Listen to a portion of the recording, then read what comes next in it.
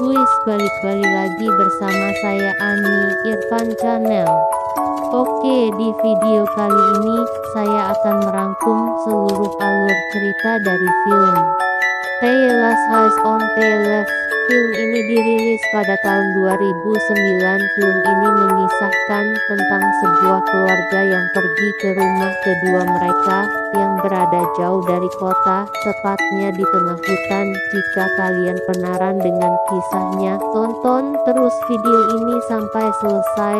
Oh ya, sebelum lanjut, jangan lupa klik like dan subscribe, juga nyalakan loncengnya agar lo tidak ketinggalan cerita video saya selanjutnya. Oke, langsung saja ke alur ceritanya.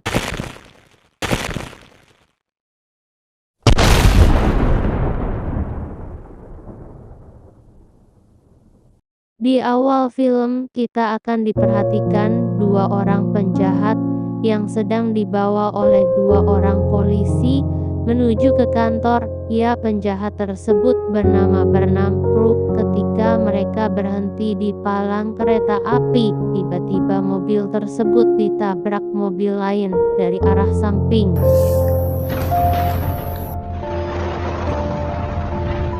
Ternyata mobil yang menabraknya adalah rekan Grogi yang ingin menyelamatkan Crook. Mereka bernama Francis dan Sadie. Kemudian scene berpindah ke sebuah keluarga yang sedang melakukan perjalanan berlibur ke rumah kedua mereka. Ya, keluarga tersebut bernama Mary dan kedua orang tuanya yang bernama Emma dan John. Singkat cerita, sampailah mereka berdua di rumah kedua mereka yang jauh dari pemukiman, yang berada di samping danau dan di tengah-tengah hutan. Beberapa hari di sana, Mary pun bosan di rumah saja dan ingin pergi ke kota untuk menemui sahabatnya. Ia pun akhirnya pergi dengan memakai mobil ayahnya. Sampailah ia di sebuah minimarket dan bertemu sahabatnya yang bernama Bernam Peggy. Di sana mereka mengobrolkan tentang cowok yang suka dengan Mary. Kemudian terdapat pembeli di sana yang bernama Bernam Justin yang ingin membeli sebuah rokok. Peggy pun meminta tanda pengenal Justin karena di sana tidak melayani pembeli rokok di bawah umur. Karena Justin tidak membawa tanda pengenal, ia pun menawari mereka berdua sebuah rokok ganja yang berada di motelnya. Singkat cerita, dibawalah mereka berdua ke sebuah motel tempat tinggal Justin. Di sana mereka menikmati rokok ganja tersebut. Singkat cerita, ketika Peggy dan Mary mau pulang, mereka dikagetkan kedatangan keluarga Justin yang tiba-tiba datang. Mereka adalah penjahat yang ada di scene awal tadi. Kedatangan keluarga tersebut tak Justin duga terlihat dari raut wajahnya yang menyesal karena mengajak dua cewek tersebut ke motelnya, karena tampang mereka sudah tersebar di berita, juga di koran-koran. Mereka pun menahan Maggie dan Mary keluar dan menjadikannya tawanan.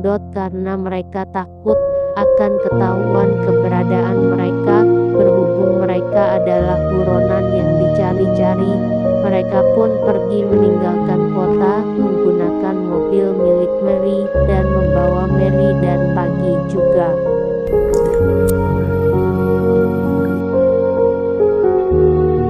Dan kebetulan sekali, arah yang mereka tuju searah menuju ke jalan rumah keluarga Mary. Ketika berada dekat dengan rumahnya, Mary menyalakan pemantik korek api yang berada di mobil tersebut dan menancapkannya ke kepala Sadie, dan Mary pun berusaha keluar dari mobil tersebut karena Crook tidak fokus mengemudi.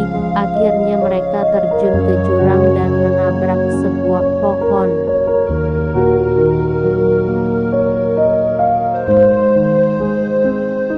Singkat cerita, Peggy pun berhasil lari entah kemana. Ia pun lari sekuat tenaga dan dari arah belakang ia dikejar Francis dan sedih. Akhirnya ia pun melihat proyek pembangunan dan berteriak-teriak di sana Son meminta tolong, akan tetapi sedih berhasil menangkap Peggy dan dibawalah ke tempat tadi.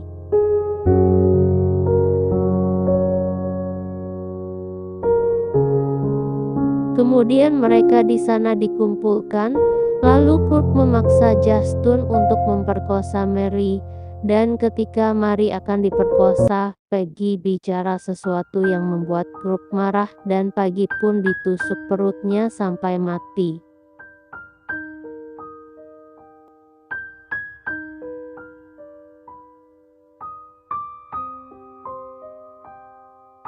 Di sini Mary pun sangat sedih. Tengah kesedihannya, ia malah diperkosa Krok dan ia hanya pasrah, sehingga kalung yang dipakai Mary pun jatuh dan diambil oleh Justin.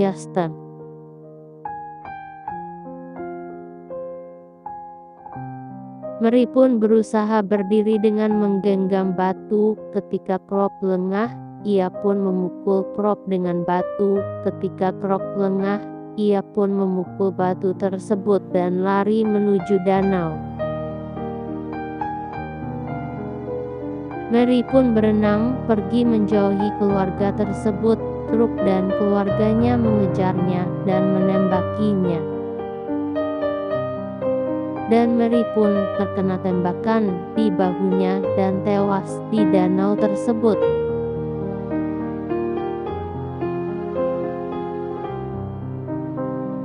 Singkat cerita, mereka pun meninggalkan mayat kedua wanita tersebut dan pergi mencari tempat berteduh. Karena sedang diguyur hujan yang sangat deras, mereka pun pergi ke sebuah rumah yang tidak jauh dari sana Son dan memohon untuk menginap satu malam di sana Son. Mereka pun diperbolehkan dan disuruh tinggal sejenak di sana. Ternyata rumah tersebut adalah rumah keluarga Mary yang mereka bunuh, akan tetapi keluarga tersebut tidak mengetahuinya dan menyambut mereka dengan sangat ramah. Singkat cerita, ketika Justin pergi ke dapur, ia melihat foto Mary dan ia pun sadar kalau itu adalah rumah Mary. Karena Justin tidak berani mengungkapkan kalau anaknya mereka sudah mati, ia pun menaruh kalau milik Mary di dapur dan berharap keluarga tersebut mengetahui kalau pembunuh anaknya berada di rumah tersebut.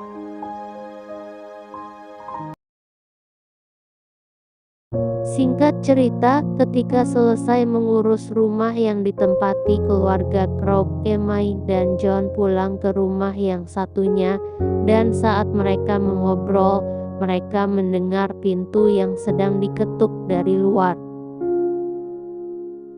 Mereka pun melihat keluar dan dibuat kaget karena anaknya yang dalam keadaan sekarat, pingsan di sana Son.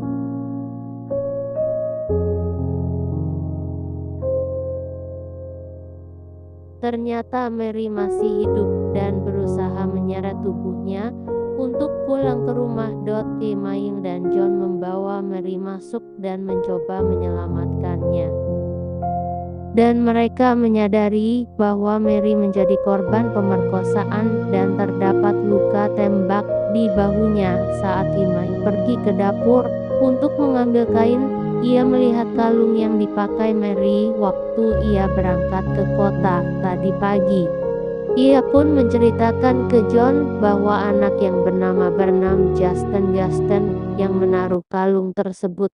Akhirnya mereka pun sadar kalau pelaku tersebut sedang tinggal di rumah mereka. Mereka berniat membawa Mary ke rumah sakit karena mereka sudah tidak memiliki mobil. Mereka pun akan menggunakan perahu boat, akan tetapi perahu tersebut kuncinya tidak ada. Mereka pun akhirnya mencari kunci tersebut dan ketika Emma mencari, ia melihat Perancis yang ingin meminta minuman. Ia pun diberi minuman dan pergi. Francis pun kaget melihat terdapat Mary di rumah tersebut dan tiba-tiba dari arah belakang Imai memukul Perancis dan menusuknya dengan pisau. Akan tetapi, tusukan tersebut tidak terlalu dalam sehingga tidak membuat Perancis mati. Perancis pun mencoba menyerang Emma balik-balik, akan tetapi John datang dan menghajar Perancis. Perancis pun ditenggelamkan kepalanya di bak cucian piring dan John memukulnya dengan palu militer tepat di palanya, dan John dan Imai menuju rumah yang ditempati pelaku penganiayaan terhadap anaknya. Seketika ia sudah di depan kamar, ia melihat Gaston yang sedang membawa pistol dan menyuruh membunuh keluarganya karena Gaston sudah sangat bersalah kepada keluarga mereka. Lalu John pun mengambil pistol tersebut dan ketika menarik pelatuknya, Kruk dan sedih terbangun dari tidurnya dan dengan sigap John menembak Sedidot, akan tetapi Kruk berhasil kabur dengan loncat dari jendela dan menuju ke rumah mereka yang satunya. Sementara itu, Sedih yang masih hidup mencoba melawan dan Imai pun menembak tepat di matanya dan Sadi pun mati. Di sisi lain, Kruk yang sudah masuk ke rumah satunya melihat banyak darah dan Perancis yang telah mati mengenaskan di rumah tersebut. John pun tiba di sana dan terjadilah perkelahian John dengan penjahat tersebut di sana. Son John kewalahan dan kemungkinan menang hanyalah 10%.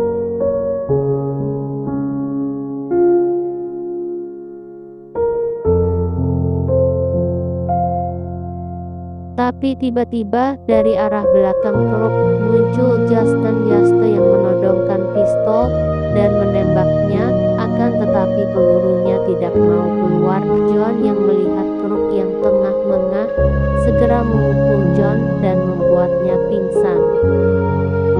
Singkat cerita, pagi pun datang dan mereka membawa Mary dan Gaston pergi ke kota menggunakan kapal boat. Di sini Justin juga merupakan korban dari keluarga mereka sendiri. Oh iya, film ini masih berlanjut. John pun tidak langsung membunuh Kruk, akan tetapi ia akan membuatnya menderita terlebih dahulu, yaitu dengan cara memotong seluruh otot yang menggerakkan tubuhnya dan mengakibatkan lumpuh permanen. John pun memasukkan kepala Kruk ke dalam mikrograf dan tiba-tiba doar pecah. Kepala Kruk